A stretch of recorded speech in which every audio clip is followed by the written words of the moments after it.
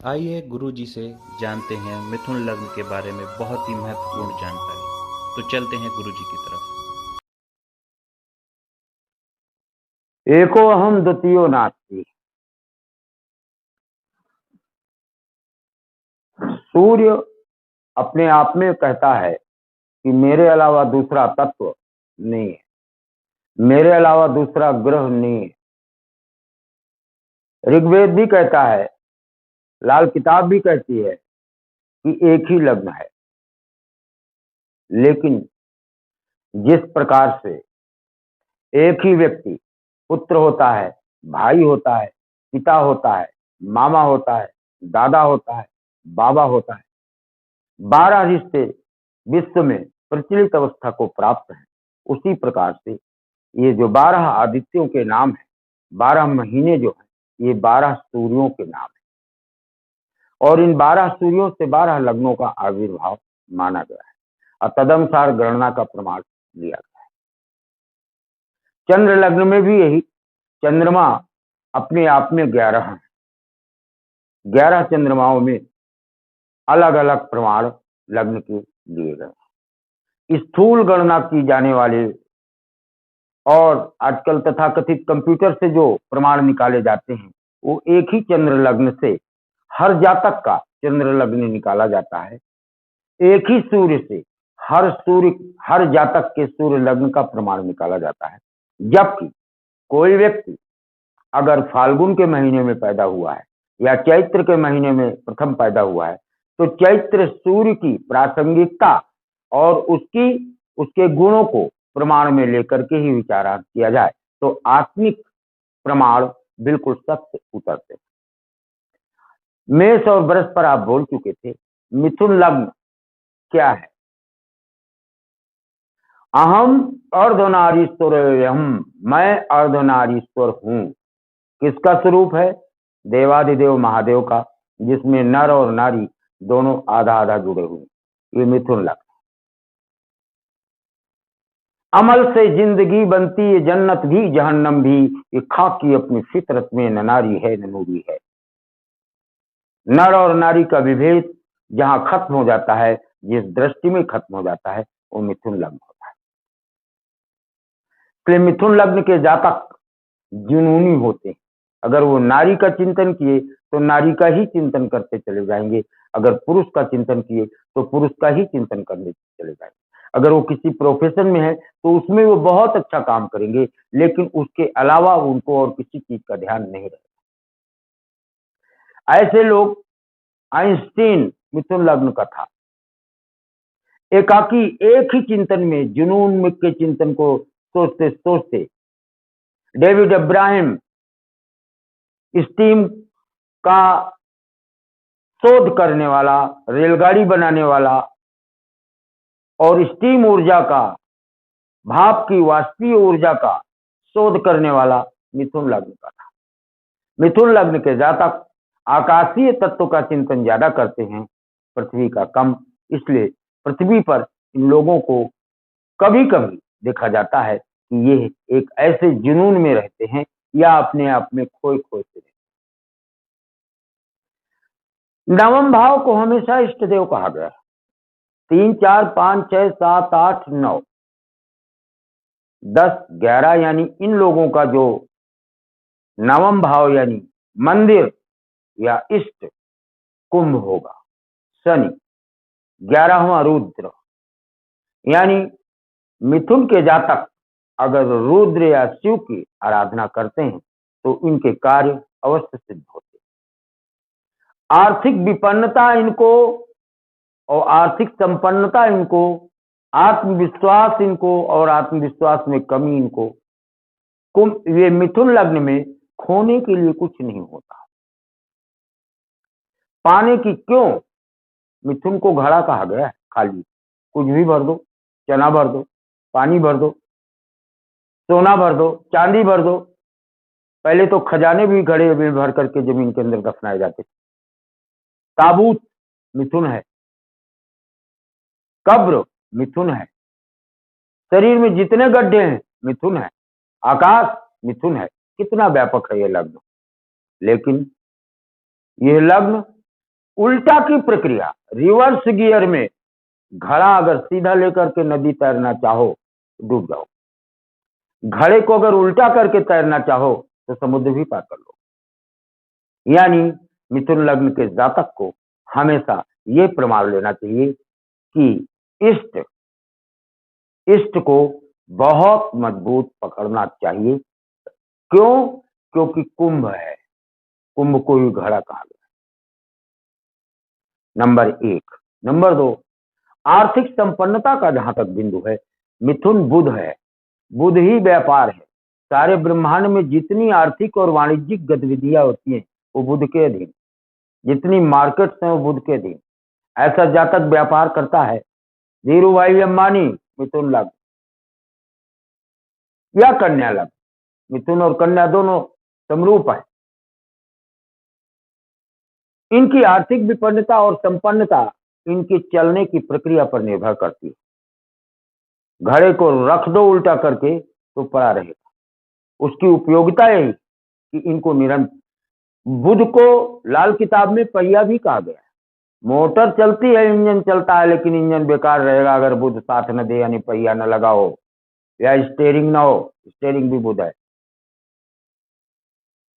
यानी इनको निरंतरता और निरंतर चलने की प्रक्रिया बुध को आर्थिक संपन्नता और विपन्नता के प्रमाण को ले जाती है। हाँ, आत्मविश्वास में मैंने कहा ना, जुनून में आत्मविश्वास आकाशमंडल को छू सकता है। Sky is the highest limit to touch. ऐसे जातकों का, ऐसे लोग अगर पायलट्स हुए तो उच्च कोटि के पायलट्स होते हैं, लेकिन उनके जहाज के क्रैश होने की संभावनाएं अत्यधिक रहती हैं, क्योंकि आकाशमंडल पर भ्रमण करते हुए अगर पृथ्वी का चिंतन उन्होंने किया तो फिर वो विस्मृत हो जाते हैं कि what to do what not to do, क्या करना है क्या नहीं करना। ये प्रमाण वैदिक है। और मिथुन शरीर में कहाँ स्थित है? मिथुन शरीर में जैसे मेष सिर है, वृष मुंह है, तो उसी प्रकार से मिथुन गर्दन है, जहां पर आपकी ओसोफेगस यानी आपकी आहार नली का मुख खुलता है। योगियों को द्वारा प्रदर्शित अनाहत नाद इसी गले में होता है, और अनाहत नाद ही जप का मूल केंद्र बिंदु होता है। सुषुम्ना नाड़ी इसी में होती है। सुषुम्ना नाड़ी का मुख खोलने के लिए मिथुन का ही प्रमाण दिया जाता है। इसलिए ये एक अत्यंत उच्च कोटि का श्रेष्ठ लग्न है, श्रेष्ठ भाव है, और इसको अगर जागृत कर लिया जाए तो योगी नाम ध्यान गम्य, योगी भी इस मिथुन लग्न के लिए तरसते हैं। इतनी महत्वपूर्ण जानकारी के बाद अब चलते हैं कॉलर्स की तरफ और आपके पत्रों की तरफ, और गुरुजी से जानते हैं आपकी समस्याओं का समाधान। प्रणाम गुरुजी, मेरा नाम हर्षिता पंचोली है। मैं उदयपुर राजस्थान से हूँ। मेरे जन्म समय में कंफ्यूजन होने के कारण मैं अपने लग्न का सही निर्धारण करवाना चाहती हूँ। मैं साइकोलॉजी फील्ड में हूँ और कनाडा जाने के लिए कई सालों से प्रयासरत हूँ। कब तक मेरी ये मनोकामना पूर्ण हो पाएगी और मैं कनाडा में बस सकूँगी हमेशा के लिए, और क्या मुझे सक्सेस मिलेगी वहाँ जाकर? मिस हर्षिता पंचोली, द्वादश पर आपका चंद्रमा है और वो उसी से लग्न भी बनता है। रिसर्च शुक्र गुरु सूर्य बुध चतुर्थस्थ है, 4 ग्रह चतुर्ग्रही योगस्थ। चतुर्ग्रही योग जिस व्यक्ति में होता है वो सभाध्यक्ष होता है, विभागाध्यक्ष होता है। Definitely you shall be, are you are head of the department of psychology, और आप किसी पीजीआई या किसी बहुत बड़े चिकित्सालय में काम करने का प्रमाण देखा जाता है। गुरुजी प्रणाम, मैं विमल। मेरी जन्म तिथि 26 जुलाई 1995, समय है 11:32 रात का।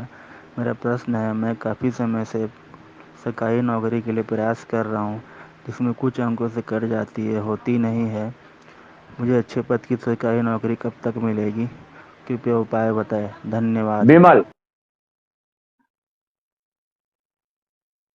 यस, कर्क पर जब सूर्य चतुर्थस्थ होता है, आप घर से बाहर जाकर कंपटीशन दें और कहीं किराए का मकान लेकर के रहें और कंपटीशन दें तो आपको सफलता मिलेगी।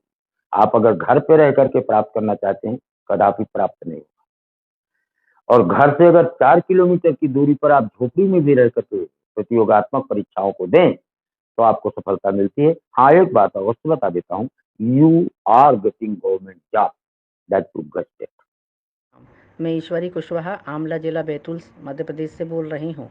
मेरे बेटे विशाल कुशवाहा की डेट ऑफ बर्थ 24 नवंबर 1988 है। जन्म समय रात्रि 11:20 PM और जन्म स्थान जबलपुर है। पंडित जी, इसकी शादी 21 फरवरी 2019 में हो चुकी है। 2 महीने बाद ही बात तलाक तक पहुँच गई और इसका तलाक हो चुका है। अब इसकी दूसरी शादी कब होगी और कहाँ होगी? अच्छी लड़की से शादी हो जाए और उसका दाम्पत्य जीवन अच्छा रहे, इसके लिए अगर कोई उपाय हो तो वह भी बताएं। प्रणाम पंडित जी। ऊंच नीच युवती बहु भोगे, विशाल जी कुशवाहा जी, सप्तम राहु है। रहीम खान खाना कहता है ऊंच नीच युवती बहु भोगे, सप्तम राहु परो है। तलाक हो गया तो कोई बहुत बड़ी बात नहीं है। तलाक का जब 3 साल हो जाए या 12 माह 1 दिन हो जाए तब आप शादी का प्रमाण सोचना, उसके पहले कदापि नहीं। आपका स्वभाव चिड़चिड़ा है भला, अगर फिर चिड़चिड़ापन किए तो फिर से तलाक होने का प्रमाण राहु आपको उठाकर फेंकेगा। इसलिए शादी के पहले हाथी की सवारी कर लेना या हाथी के सूंड से अपने शरीर में पानी डलवा लेना, तब शादी करना। क्यों? हाथी को राहु कहा गया है और जल को चंद्रमा। राहु और चंद्रमा की युति होगी जब, तब आपको राहु के विभत्स बाणों से बचाव का रास्ता प्रशस्त होगा। गुरुजी प्रणाम। मेरा नाम राजेश कुमार है। मेरी डेट ऑफ बर्थ है 28 मई 1974, सुबह के 11:14 और जन्म स्थान है रीवा। गुरुजी, मेरा एक सवाल है कि मेरी आर्थिक स्थिति कैसी रहेगी भविष्य में, एवं मेरी नौकरी के संबंध में कोई अगर कुछ समस्या हो तो कृपया मुझे बताने का कष्ट करें। धन्यवाद गुरुजी। राजेश मिश्रा, कुंभ में आपका गुरु है और इस समय कुंभ में भी गुरु चल रहा है। 11वां महीना नवंबर का है। नवंबर आते आते आपका या तो जॉब होगा या तो व्यापार होगा, आपका नया मार्ग प्रशस्त होगा। आपको सोचने की बिल्कुल जरूरत नहीं, आर्थिक विपन्नता अवश्य दूर होगी। गुरुजी, एक पत्र हमें प्राप्त हुआ है मनोज तिवारी जी का। ये अपने विवाह के बारे में जानना चाहते हैं कि इनका विवाह कब और कहाँ होगा। मनोज कुमार तिवारी, राहु लग्न में बैठा है कर्क पर। अभी अभी मैंने बोला था ऊंच नीची युवती बहु भोग है, सप्तम राहु पड़ो है। विवाह कैसे होगा? 7 लड़कियां देख चुके, 7 से संपर्क बना चुके, अभी विवाह नहीं हुआ है। चैत्री के कई दिनों 42, 4 2 6 है। जून का महीना चल रहा है, इसी जून के महीने और जुलाई के महीने में आपकी शादी तय होगी। सेरेमनी कभी मनाओ। गुरुजी, एक पत्र हमें प्राप्त हुआ है नीरज प्रसाद पांडे जी का। इनको इनकी जन्म तिथि का ज्ञात नहीं है। इन्होंने अपनी औसतन आयु 44-45 वर्ष बताई है। इनका सवाल है कि इन्हें आर्थिक कष्ट बहुत है, कृपया इनकी आर्थिक कष्ट को दूर करने के लिए उचित उपाय नीरज जी, धन्यवाद। देख लिया मैंने आपकी हैंडराइटिंग। आप 91 कमल सोमवार के दिन शिव को चढ़ा दो। इसके बाद मिनिमम 10 दिन, अधिकतम 91 दिन में आपके रोजगार की आर्थिक उन्नयन का मार्ग